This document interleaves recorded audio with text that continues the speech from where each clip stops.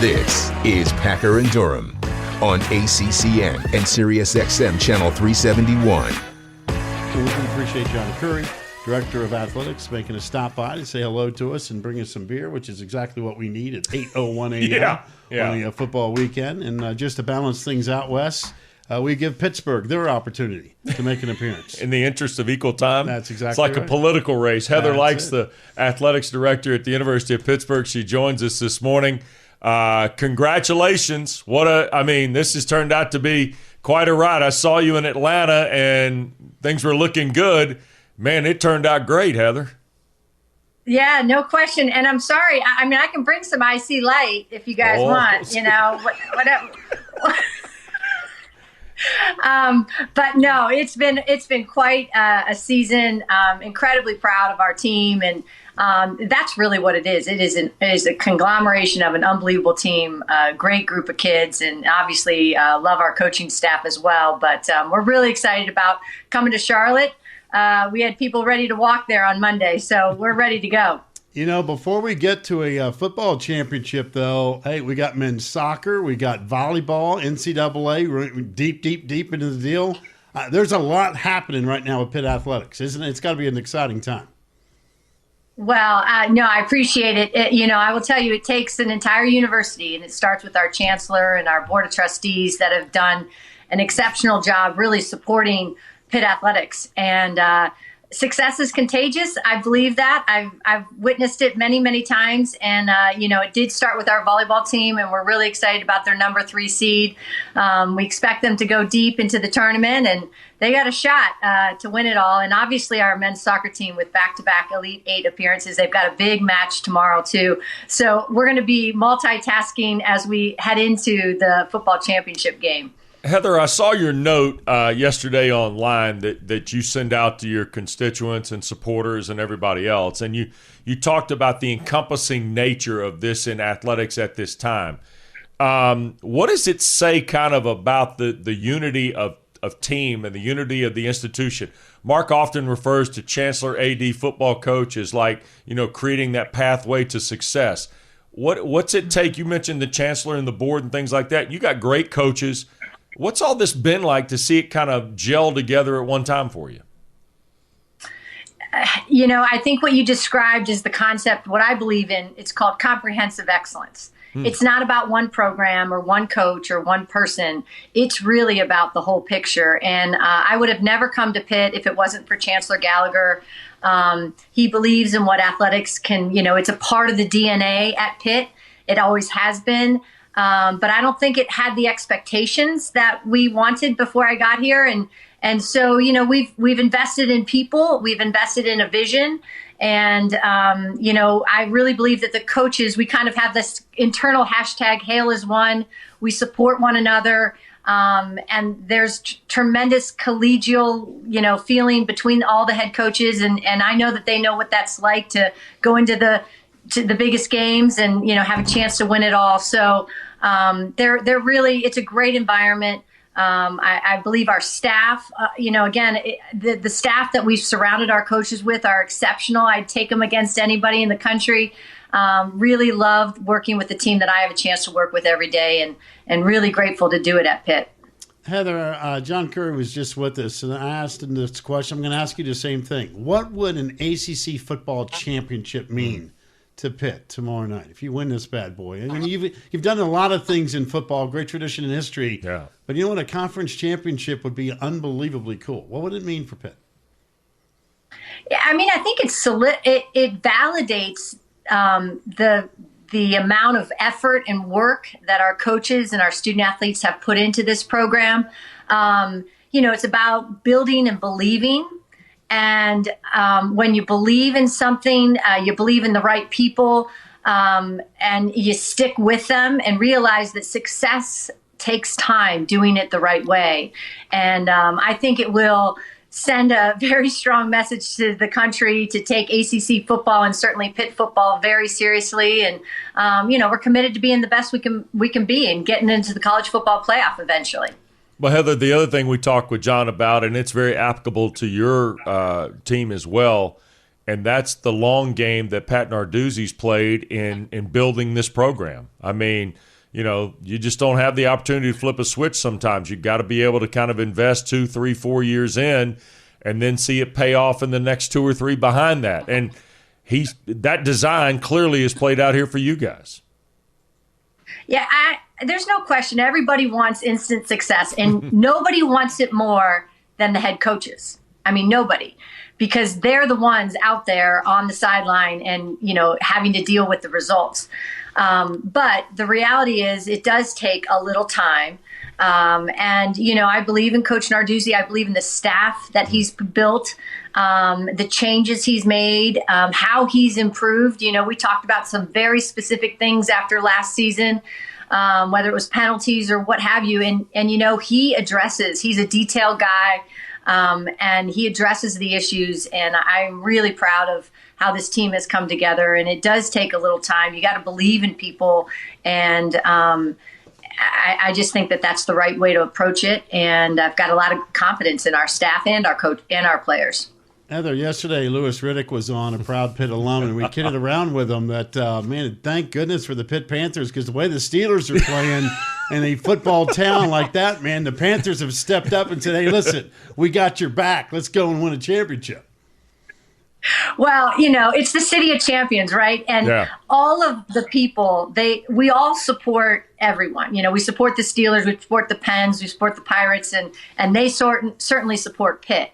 And there's no question. Everyone's like, hey, we need you guys to keep winning because we're struggling in some areas. But you know what? I got a text yesterday from Mr. Rooney that said, good luck in the championship. I'm really proud of you guys, and let's go win it. And that's what Pittsburgh's about. It's about the people, and they're as real and genuine as you can imagine.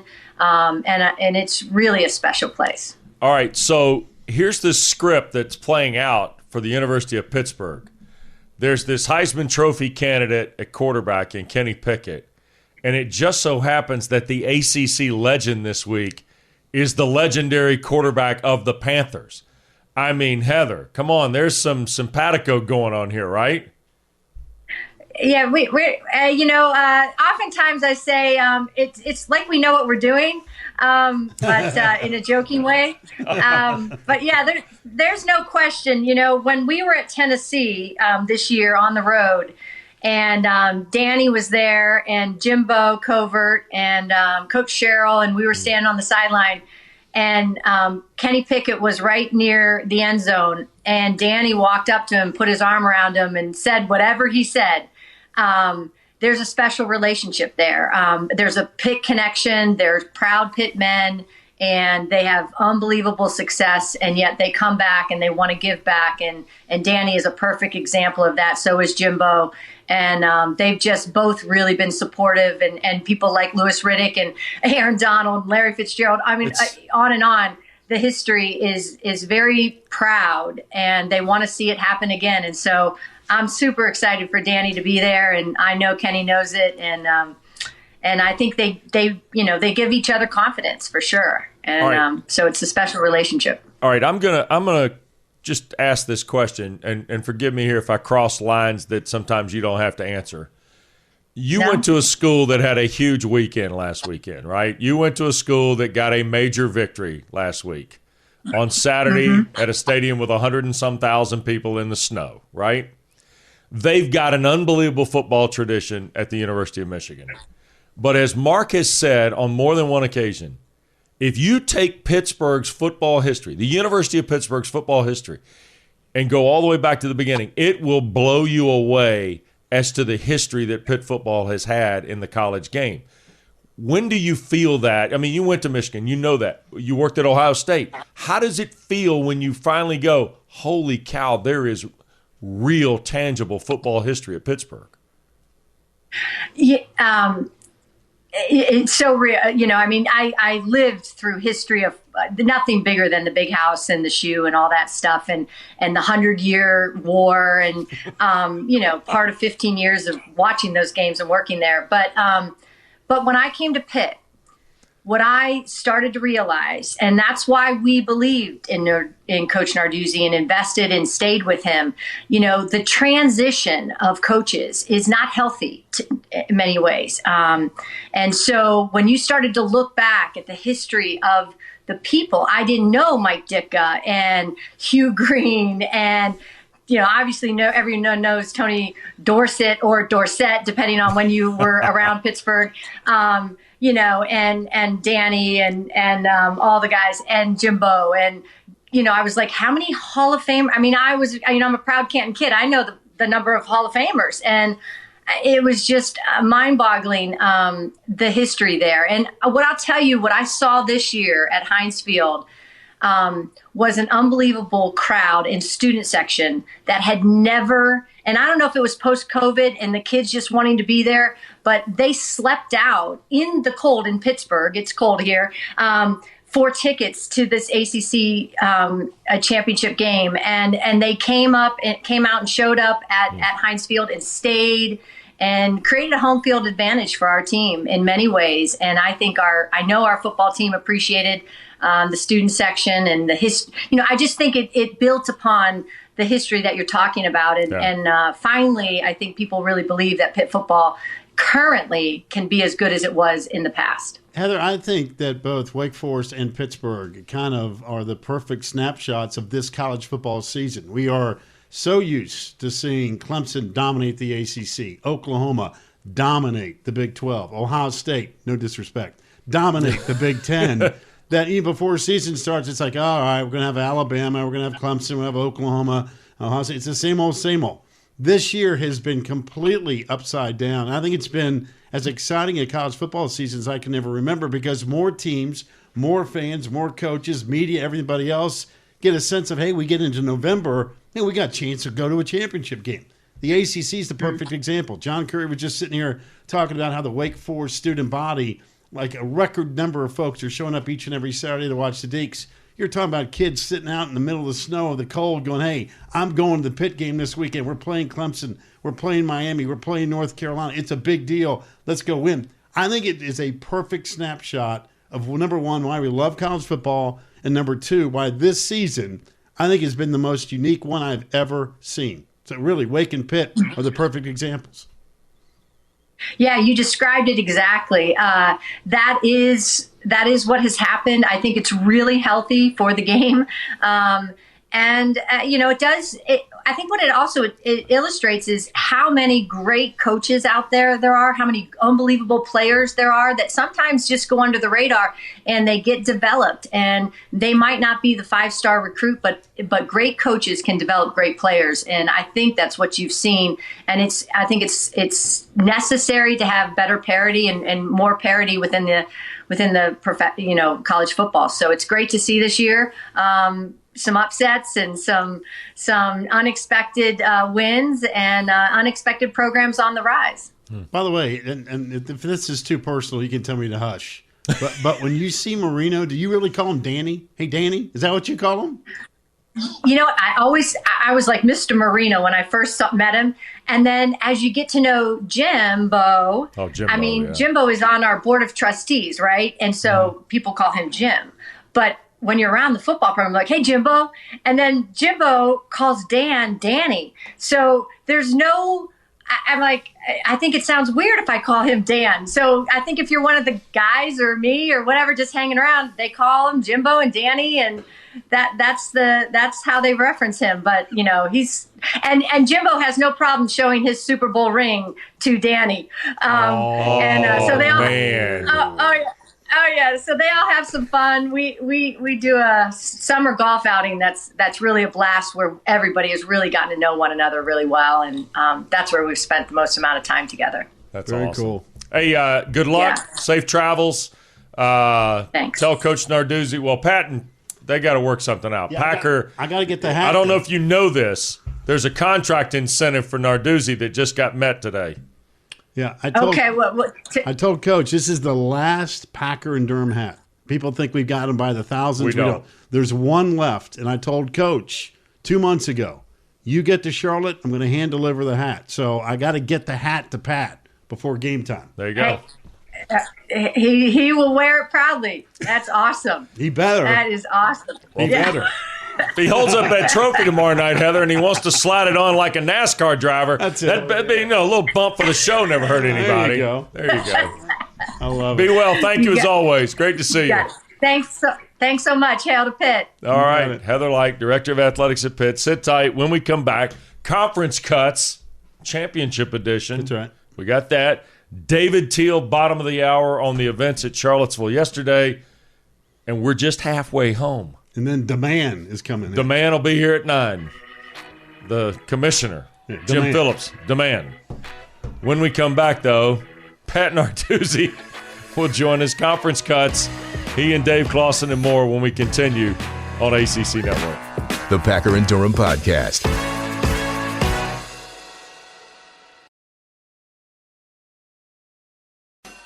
This is the Packer and Durham Podcast.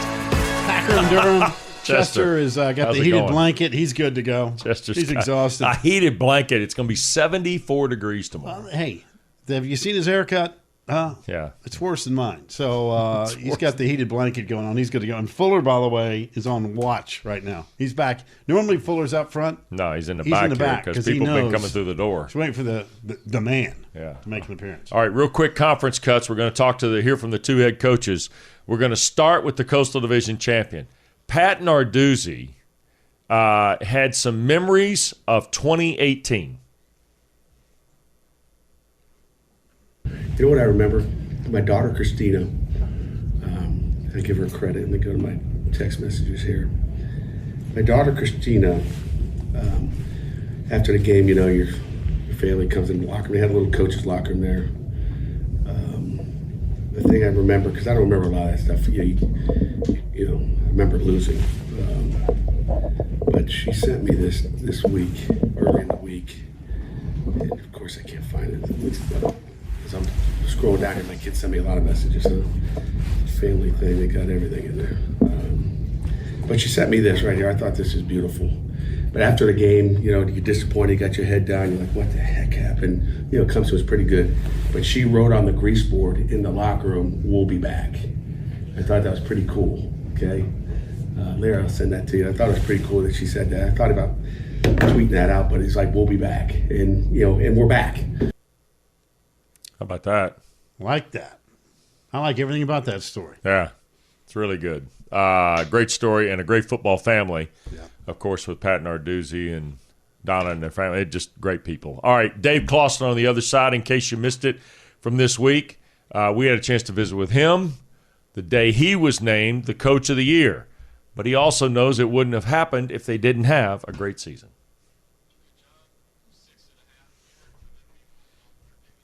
Okay. Yeah, and you don't have a great season unless your players buy in. And, this is a program award. I have a great staff, and our players bought in. And I also think it's a family award. My wife, Catherine, my daughter, Courtney, my son, Eric, are extremely helpful and supportive. And this is such a time-demanding profession that if you don't have a great family behind you, it's impossible. So I'm grateful to everyone. Again, my name's on the plaque, but clearly this is a program accomplishment. Coach, ACC championship game Saturday night. I know tickets are tough. You only got 6.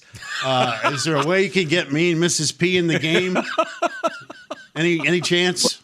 You got to go to Ticketmaster. We at Wake Forest, we have sold out every single ticket that we were allotted, and we went for the double allotment. We still sold them out. So Deacon Nation's going to be there in full force, just like they were for our last 2 home games that we sold it out, and just like they are for every bowl game we've been at. That I'm pretty sure we've outdrawn the other team for every bowl game that we've been to in my time here, and most of these schools have 5 and 10 times our enrollment. Well, I kid around with that question, but I loved your response at the press conference because you were right on the money. But it is pretty cool, right? We've talked to a lot of your players during the course of the year, and they've talked about the relationship of, number one, a small enrollment, but that kind of is an advantageous deal, whether it's a celebration on the field, going to class, whatever. It just seems like Wake Forest right now is about as tight-knit of any school that I can think of as far as administration, coaches, players, the school, the city, the whole deal. It's really, really cool to see. It's been awesome to be a part of it. And it really started with Ron Wellman and Nathan Hatch, our president that hired me, and our athletic director. And they made a commitment to football in terms of fundraising, facilities. They recognized the direction that college athletics was going and didn't want to be left behind. And that commitment's continued with John Curry and our new president, Susan Wente.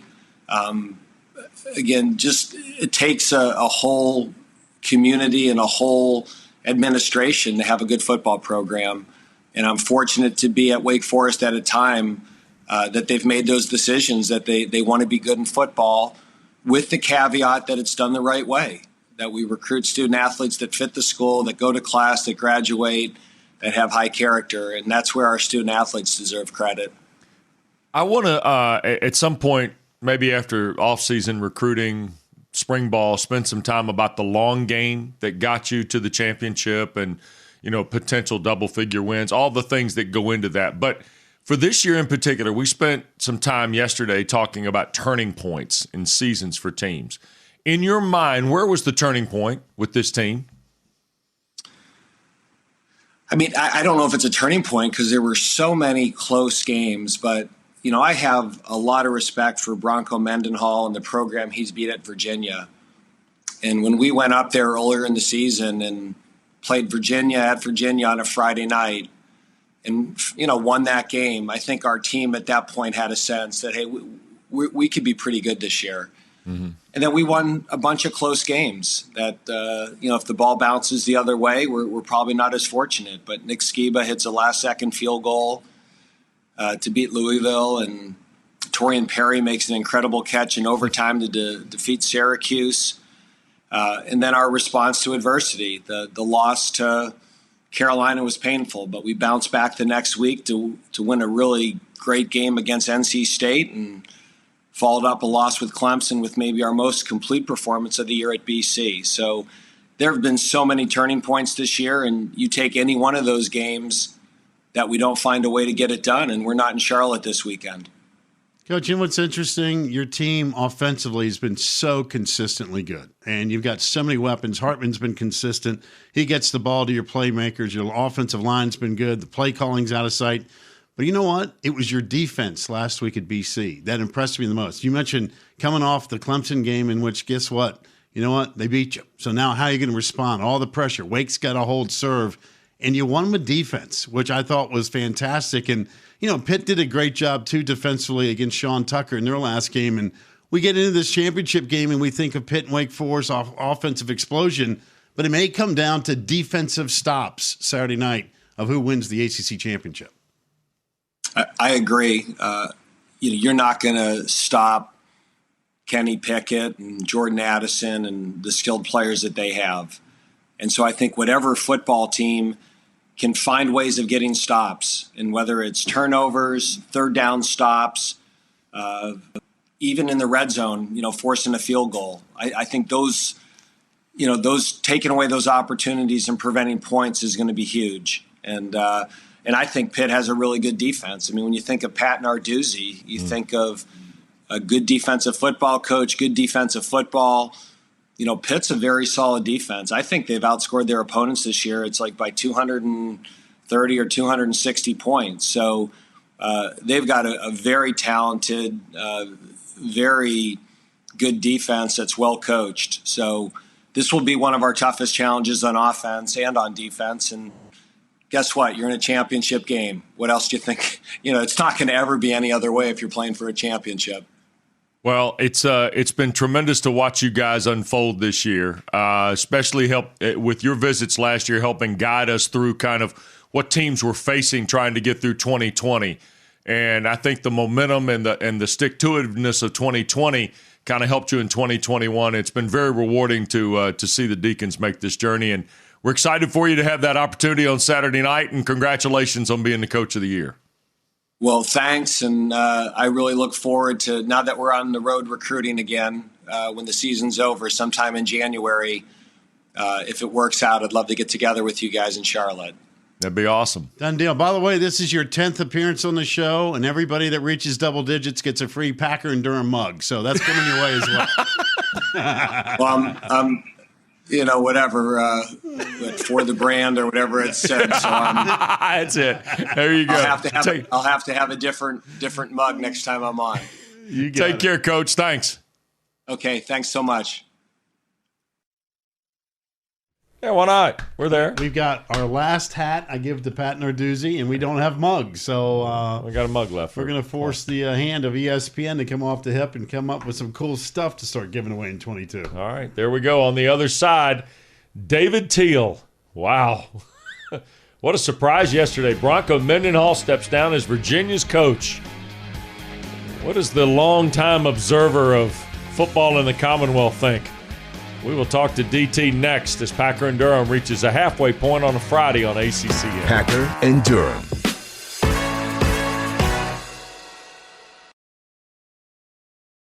Here's Mark Packer and Wes Durham. I remember saying along the way that I would like the end of my life to be add so much value that people forgot I was a football coach. And they'd have to go back and look it up. Oh, wait, that guy, he coached football at some point. I've tried to add that value at the same time through football. But I would love for the next part to be helpful to others, impactful to others, inspiring to others, to do things of real value and substance. And maybe someone will remember if I'm wearing an old ball cap or something. Wait, oh yeah, you used to be in football, right? And yeah, I used to be in football. Wow, about that.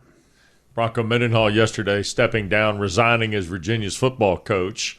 He will coach the bowl game for the Cavaliers. David Teal has covered ACC football longer than he would care to admit, I'm sure. On a scale of 1 to, 100, where's the surprise number for you on Bronco Mendenhall yesterday? 0. Wow. Why is that? Just because, Wes, I thought this was how it was destined to end for Bronco, no matter what. You just distilled, with that clip right there, you distilled the essence of Bronco Mendenhall. This was never going to be a man who coached into his mid to late 60s. He doesn't consider this his calling. He aspires to more. And I always believed, and in fact, I have a group text with some friends, and earlier this week, I texted them and said, sooner rather than later, Bronco Mendenhall will walk away. Now, did I think it would be yesterday? No. But did I believe it would be abrupt and surprise folks and come at a time when no one saw it coming? Yes. All right. Since Wes asked you that question, I'll follow up. On a scale of 0 to 100, what are the shock factor that we're still employed? Just kidding. All right, let's move on to the next step, though, if you're Carla Williams, right? Virginia Tech, you just covered the Blacksburg situation, and we have got Coach coming up here in a second. So now all of a sudden, tag, you're it. We got National Signing Day coming up in 12 days. Virginia's got to find a football coach. Does this become, hey, we look inside, internally, somebody currently on the staff? Or do you think Virginia looks outside the family per se and does a coaching search? I think Virginia will do both, Mark. Yeah. I think they will look internally. Marcus Hagans is an alum. You guys have had him on the show before. Yeah. Very impressive. I've known Marcus since he was a quarterback at Hampton High School. And he's done a great job coaching Virginia's receivers and loves the institution. Jason Beck, the quarterback's coach, has done a fabulous job developing Bronco Mendenhall and Bryce Perkins. So I think those could be two internal options. Looking outside the current staff, The first name that comes to my mind is Anthony Poindexter at Penn State.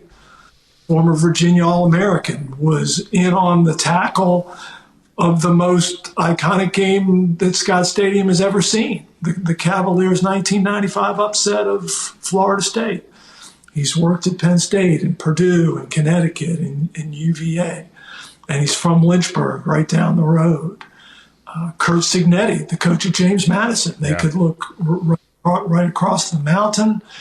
Chris Beatty, the San Diego Chargers receivers coach, has worked in the ACC, most recently at Pitt last season. So I think, and I'll tell you another name that comes to my mind would be Tony Elliott at Clemson. I think he'd be a terrific fit at Virginia. So I think Carla Williams, while she certainly has to act quickly because of the aforementioned early National Signing Day, I think she will look both inside and outside and will be wise to do so.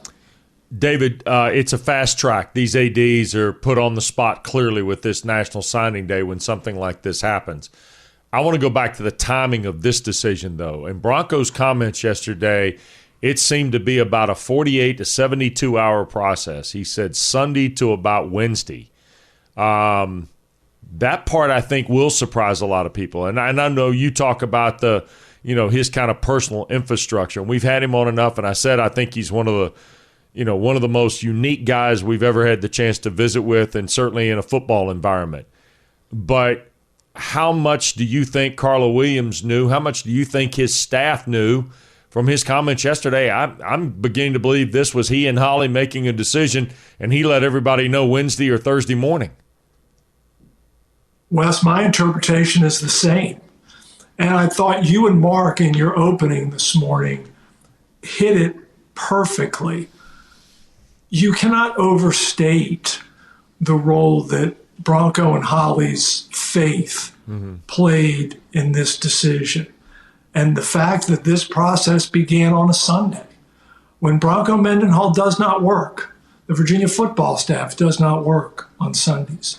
That, to Bronco Mendenhall, is a day of prayer and reflection. And when he started that process this past Sunday, that's when this really started to dawn on him. And he said yesterday that it's often difficult to listen to the answers to your prayers and to then put into motion what, in Bronco's mind, his heavenly Father is instructing him to do. And the more he thought about it, the more he believed that this is what he was called to do.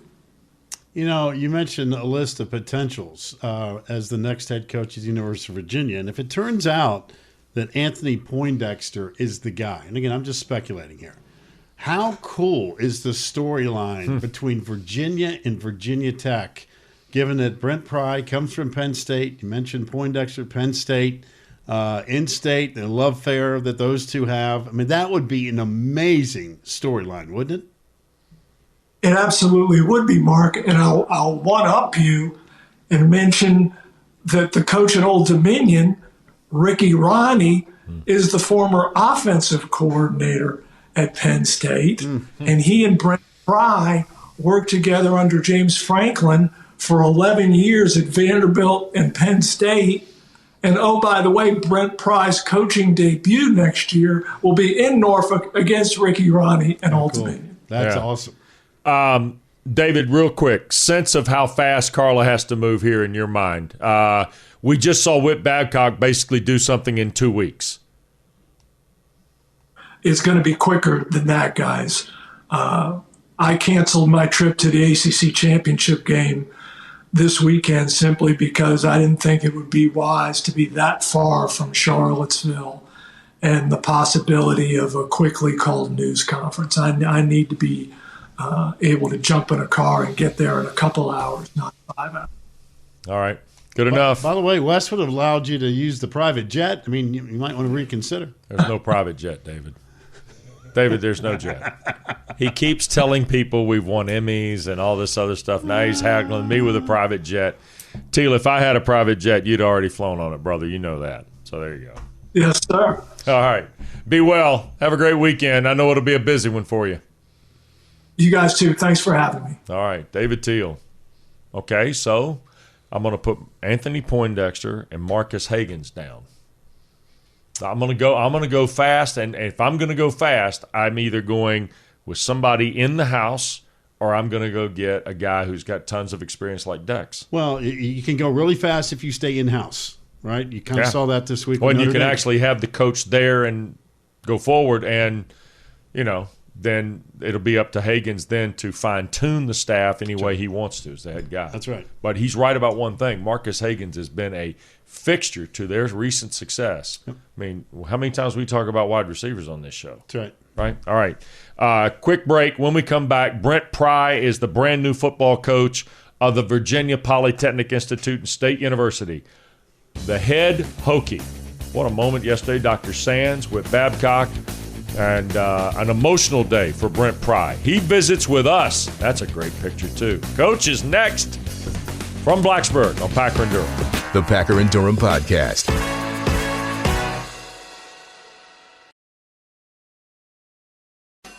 This is the Packer and Durham Podcast. Packer and Durham continuing on a Friday. The commissioner of the ACC, Jim Phillips, joining us here at the top of the hour. But first, our visit yesterday with Brent Pry, who became Virginia Tech's new football coach at 9 o'clock. We ran the press conference here for you yesterday. After the presser was over, we had an opportunity to sit down with Coach Pry. And first thing we started with is the emotions of this job, being the new head coach at Virginia Tech, and, oh, by the way, kind of old home week. How are you balancing it so far? Yeah, you nailed it. It's a homecoming party. A lot of folks that I've known for a long time, but at the same time, the excitement of a new opportunity and a new head coach in town, and so it's we got a lot going on in Blacksburg right now. Coach, first of all, I know it's your debut, obviously, on the show. First time we've ever had a chance to meet and talk, so congratulations on the new gig. I'm always intrigued of the transition. I know you talked about it a little bit during the press conference. But when you got the news, right, when you got the phone call, when it was a text, whatever the case may be, that you are the next head football coach at Virginia Tech, what's that like? What's that like for your family? What's that like for you personally when you take a deep breath and go, man, I'm the guy. Let's go. What was that? What goes through your head? Well, first of all, I think we finally kind of had a true handshake agreement about somewhere close to midnight. So the kids were asleep, and my wife and I had a toast and, just enjoyed the moment. It was kind of surreal, to be honest. I was going to say, because, when you lay your head down to sleep that night, I know you probably pinch yourself a couple times and go, man, it's happening. You've been through all these coaches. You mentioned your wife during the press conference, and all these coaches' wives go through craziness in terms of packing up, let's go to another town and all that stuff. I'm sure when you woke up the next morning, you're thinking, son of a gun, I'm the guy. Man, let's go play some football in Blacksburg, win some ball games. Yeah. I tell you what, when something feels right like this does, it just makes all that a little bit better, a little bit easier. You kind of see yourself doing it. And Virginia Tech is a place that's always been, dear to me, and so many people here. So I think that makes it, you can see it a little bit better, a little clearer picture of what that would look like. But all the same, as I mentioned, it's a surreal moment, and I'm just so proud. I got so much admiration and respect for Coach Beamer and for Bud Foster and for this place. So over the years, my wife Amy she grew to understand that, and so when this job came open, she kind of raised that eyebrow, and without saying it, she knew that this would be one I'd be interested in. Well, that's the other part, and you mentioned this. It's not been, there have been a lot of times your name has drifted on list for potential jobs, but the tenor of this one was different from the start.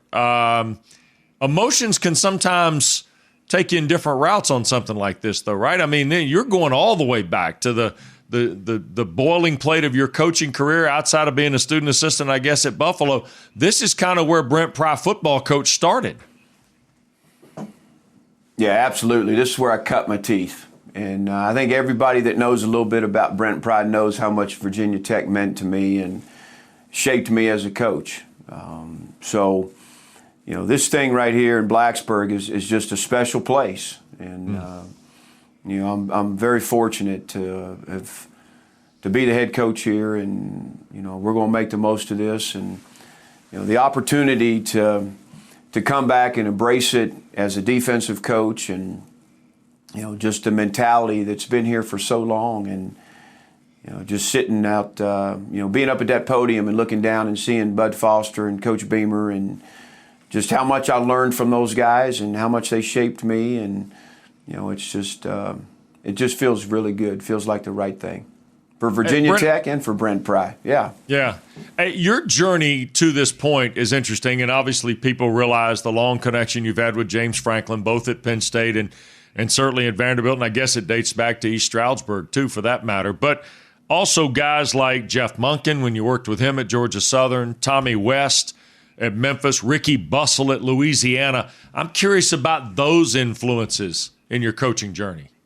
Yeah, absolutely. I feel so blessed to have been around some great coaches, starting with my father and, the next guy, you talk about Jeff Monken and Dave Clawson being young guys on that University of Buffalo staff way back when. And then, one of my, to not mention Denny Dowds at East Stroudsburg, a guy that's legendary in the state of Pennsylvania for 50 years of doing it the right way and winning a lot of games at ESU. My dad was the offensive coordinator there for 10 years, and that was my first real job right before coming to Tech. And so I'm just blessed. I mean, Tommy West taught me about no nonsense, and he was one of those guys. I believe he'd write his game plan down on a torn up sheet of paper and walk out there with it and call a great game. So I've been around a lot of good ones and have taken something from everybody, and so I feel very fortunate and blessed with the guys I've been with. James Franklin give you a little piece of advice before you left town? He said, get ready, because it's going to be 365 days a year. And there's always something around every turn you got to deal with. That there's going to be problems to be solved. And I've watched him do it for 12 years. He's the best at it. He takes things, goes right at it and deals with things better than anybody I've been around. He's always prepared, and he's a great, his work ethic is unmatched, and I've learned so much from James. He's like a brother to me and a mentor, and just very appreciative of my time with him. Hey, Coach, those aren't problems. Those are opportunities. That's what I was always told. You don't have a problem. You've got an opportunity to go solve something. So I don't think it makes you feel the same way. I don't think that makes you feel the same way. You're right. 100% right. All right, so now we get to the part where you got to, obviously you've got a feel for the history and the legacy there, so that part's easy. You've already confirmed your first hire, a guy who I had a chance to do the broadcast in his debut at Miami, and I think your connection you've already established with J.C. Price makes him a perfect fit to what you want to do. So as you build this worksheet that you've got to go through, how do you prioritize? Obviously, the recruiting thing is out there for a couple weeks from now. You've got staff installation you got to worry about, all those type things. How does that kind of formulate now for doing this for the first time? Hey, you got to juggle it all. My notes in my phone are filled with, whether it's recruiting, whether it's staff, whether it's the team. There's just so many things to work on and that need attention. So, for me, it's, and that's why also you have a good support staff. You can't do it alone. It's going to take some help. And, but we got to get a staff in place. To me, that helps the rest of it. That helps us take care of the recruiting aspect. That helps us take care of the team. So my priority is getting a good staff and getting the right people in here to help these kids and help our recruiting efforts. Coach, for folks that don't know you, let's dive in from a personal standpoint for a little bit. Like, kind of music you like, best food. I mean, hey, give me some. You didn't just ask me what kind of music I like. Yes, I did. I'm so glad you asked me that. All right, go for it. I'm an Allman Brothers guy for as long as I can remember. You talk about cutting my teeth at Virginia Tech, I also cut my teeth on the Allman Brothers. All right. I tell you what And we'll anybody do. that knows Brent Pry knows that. I tell you what we're going to do. Every time you appear on this show, and we're going to play little Allman Brothers as a little lead-in music for you. Is that a deal? Let's do some Midnight Rider. Come on, brother. There we go. All right. My wife is named Amy as well. She's a Hokie. So, and she doesn't worry about sports. But when Justin Fuente and Virginia Tech parted ways, she said, honey, who's the next coach? I said, I got no earthly idea what the Hokies. She goes, that's your job, isn't it? I said, no, wait a minute now. So all of a sudden, she's really taking an interest in Brett Pry. So I said, I'm going to get some info for you. So, there's going to be an instant connection with our family and what you're doing here in Blacksburg. So I just want to pass it along to you. Good to hear. Good to hear. Tell her hello for me, please. You got it. All right. So now we got everything lined up here. You're ready to go. You mentioned your dad, and Mark and I kind of are sons of somebody. Sounds like you're the son of somebody, so you're going to be right in this club with us. You mentioned all the influences. Your dad coached at VMI, and I heard you asked by our friend David Till in the presser about your first time into Lane Stadium. I can only imagine the emotions and all the things when you walked in that stadium the other day, what that must have been like for you. Not only starting your coaching career, but your childhood and your football life has got Lane Stadium all over it too, Brent. Yeah, that's what you want to me. That's what I was hoping for when I took this job, was that you get that sensation, you get that feeling. That's why I coach. It's sensation we all want, right? That just fulfillment. And when I walked out there on the 50-yard line, I was overwhelmed. And all those memories came rushing back. And what made this place so special to me, all the way back in 1995. And, it's that's what you hope for, to me anyways. That's that if you make a move and you leave a place like Penn State and you leave James Franklin, that it's going to be the right thing. And when I walked out on that field, boy, it sure cemented it for me. Well, I know this much. Midnight Rambler is going to be the perfect song for you because you're not going to sleep for about the next 3 weeks.